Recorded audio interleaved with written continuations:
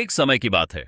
एक छोटे से गांव में रामदास नाम का एक गरीब आदमी अपनी पत्नी के साथ रहता था।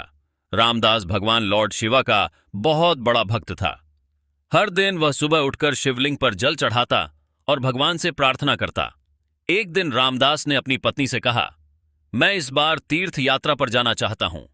मैं काशी, प्रयाग और बड़े बड़े मंदिरों में जाकर भगवान के दर्शन करना चाहता हूं। उसकी पत्नी ने कहा, हम बहुत गरीब हैं, लेकिन अगर तुम्हारी सच्ची इच्छा है तो जरूर जाओ।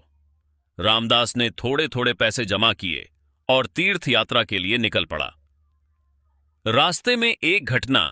जब रामदास जंगल के रास्ते से जा रहा था, उसने देखा कि एक बहुत बूढ़ी औरत रास्ते के किनारे बैठी रो रही है। उसके पास एक भूखा कुत्ता भी बैठा था। रामदास ने पूछा, मां, आप क्यों रो रही हैं? बूढ़ी औरत बोली, बेटा, 3 दिन से मुझे खाना नहीं मिला। यह कुत्ता भी भूखा है।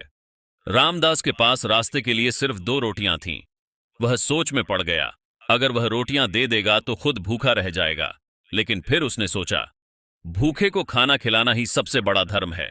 उसने दोनों रोटियां बूढ़ी औरत और कुत्ते को खिला दीं। चमत्कार! जैसे ही बूढ़ी औरत ने रोटी खाई, अचानक वहां तेज प्रकाश फैल गया।